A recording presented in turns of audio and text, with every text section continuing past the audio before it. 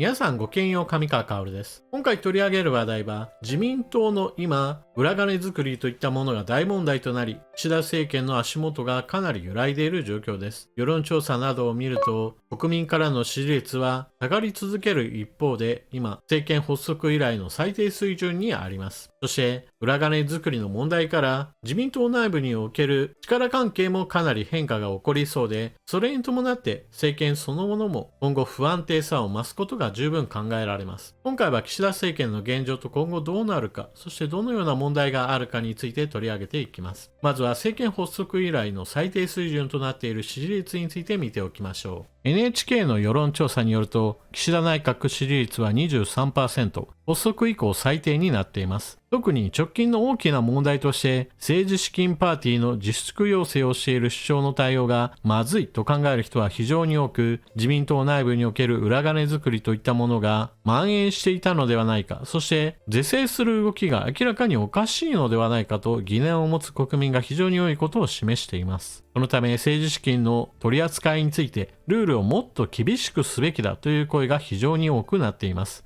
世論調査においてルール改正、特に厳しくすべきだと考える人は 81% になっており、今のままで良いと考える 9% を圧倒しています。このような世論調査の傾向は NHK だけではなく他で行われている世論調査でも同じ結果となっています。産経新聞と FNN が合同で行った世論調査においても内閣支持率は 22.5%、過去最低を更新しています。パーティー裏金疑惑について首相に責任ありとの声は 87% に達しています。また、今回の裏金作りといった問題では、政権内部における重要閣僚などでも疑惑ありとされる人物が複数いることからも、政権に対する打撃が大きくなっています。政治資金パーティーを行うこと、それ自体は別に非合法の違法な行為ではありません。また、政治家が何かのパーティーを開いて、そこでお金を得るということもまた違法行為ではありません。問題なのは、そのお金のやり取りの中で、政治資金の収支報告に載せない、いわゆる表に出さないお金を作っていることが非合法で問題なのです。政治資金収支報告書に書けば、ちゃんと合法的なお金として使えるのになぜそのように裏金として隠してしまうのか、原因は様々だと言われていますが、この際理由については情状酌量の余地はないと思います。例えば裏金を作る理由として派閥の長やもしくは派閥の重要な人物らが自分たちの子飼いの議員を作るために新人議員たちに対して応援をしたり政治活動を支援するためにお金を配っているという話があります。私利私欲のためじゃないみたいな言い方をする人もいるわけですが、はっきり言えばそれは私利私欲のためと全く同じことです。それは生活費として使うためだと似たようなものだと考えても良いでしょう。なぜならば新人の議員たちを手なずけるということは自分自身が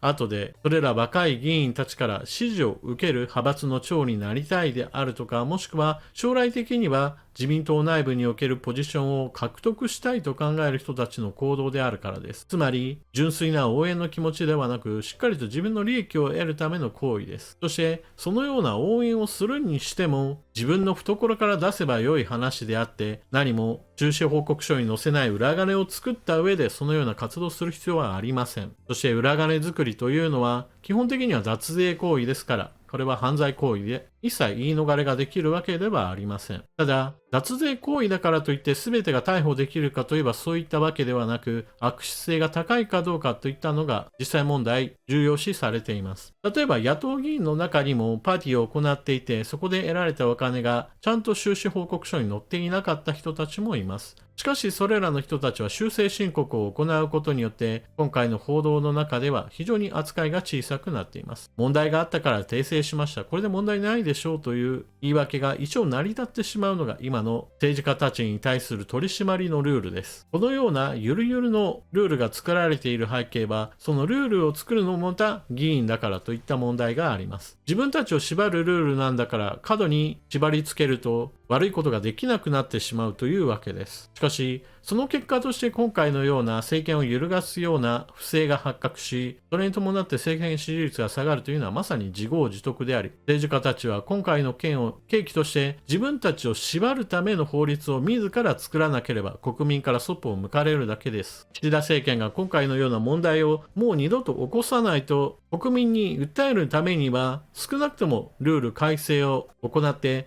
厳罰化をしますであったり、もしくは政治家たちの資金の流れを常時監視するような組織を警察や国税庁に作りますといった動きなどをする必要があるでしょう。そのようなことをしなければ結局のところ喉元を過ぎればなんとやらで、今だけ乗り越えさえすればまたいつでも不正が再開できるなどという不届きな政治家を生み出す温床となってしまいます。さて、そのようにして自民党政権に今非常に大きな問題として裏金作りの問題が出ているわけですが、これに伴って安倍派の議員たちが大量に政権から排除される見通しとなっています。これをもってして安倍派を排除するための陰謀だといったような声もあるわけですが、例えば東京地検特捜部がそのように安倍派の議員だけを狙って不正を探索しているというのであれば、これは確かに問題でしょうが、自民党の議員全般に対して問題がないかを調査し、無派閥の人たちはそもそも派閥絡みでの裏金作りはしていないし、またその他の派閥においてはキャッシュバックはあったとしてもちゃんと政治家として収支報告書に載せているから違法性はないとなれば、これらの人たちを追及することはできません。特捜部の捜査方法や捜査対象に不正があるかどうかというのは十分にチェックしなければなりませんが、今回の一件をもってして安倍派を潰すための動きだと断じるのはちょっと今の状況でははっきり言えるとは思えません。そして安倍派の議員の中でも別に裏金作りに一切関わっていない人たちも今回は一掃されるといった話になっていて、これについても私は仕方ないかなとは思います。国民の目が非常に厳しい中において一度リセットするぐらいの気持ちを持たなければなかなか対応としては説明がつかないでしょう。しかし安倍派の議員たちが政権から離れるということはそれに伴ってもう今の政権じゃなくてもいいじゃないかといった考え方が安倍派の中で蔓延すれば当然のように合格運動へとつながることとなり、政権の基盤は崩れることとなります。さて、それでは政権が崩れたとなれば次の政権どうするかといった話題へと移ってくるわけですが、じゃあどのような人が総理大臣として望まれているのでしょうか。同じような世論調査の結果も見ておきます。産経 FNN 合同世論調査、次の首相は小泉氏、石破氏、河野氏の石川が上位独占、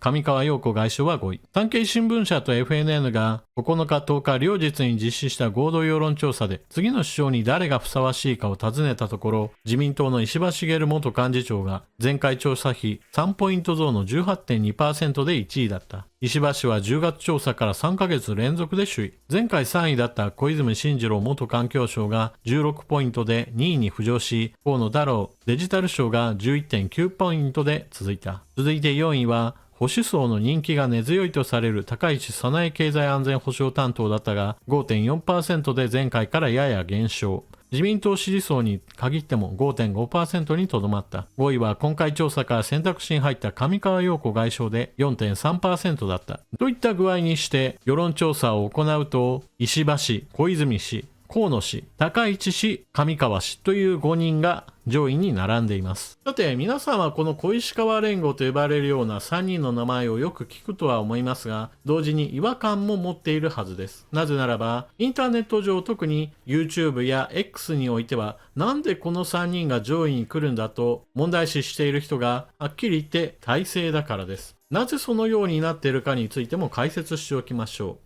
まず第一に日本の人口は1億2500万人ぐらい、約 1.3 億人です。そして YouTube や X においては政治に関心のある人たちが多くいるかのような錯覚をもたらすわけですが、はっきり言えばこれは幻想です。私に言わせれば日本国内において政治についてきちんと考えているか、もしくは興味があってニュースを追い続けている人というのは全体から言えばはっきり言えば少数派です。多くの人たちはどのような状態かといえば、テレビで報道されるニュース情報をもとにして考える。新聞もあまり読まないし、また政治的なニュースをYouTube や X を追うこともない人たちが大勢なのです。そんなバカなと思うかもしれませんが、あなたにとってもしも政治情報を取り扱う有名人がいたとして、その人が一体どれだけの人々から注目されているかを考えてみましょう。有名な YouTuber、有名なフリージャーナリスト、有名な政治家の卵、もしくは現役の政治家でも良いです。そのような人が YouTube や X で発言したとして、アカウントのフォローしている人は果たして何千万人かいるでしょうか。はっきり言えばそんな人はいません。フォロワーが何千万人単位であれば、それだけ多くの人々が注目しているんだなと思えるわけですが、実際のところ100万人以下下といった人がほとんどでしょう。有名だと言われるような人でさえその程度にしか過ぎないということです。実際には1億2500万人いて、その中の50万人なのか100万人なのかといった程度だということが事実として直視しなければならない問題です。政治的な情報を発信することができるようになった現代においても YouTube では確かに多くの人たちが見ていますが、有名な人がライブ配信を行ったとしても同時視聴者数が2000万人3000万人になることなんて決してありません。ほとんどの場合が10万人20万人もいれば、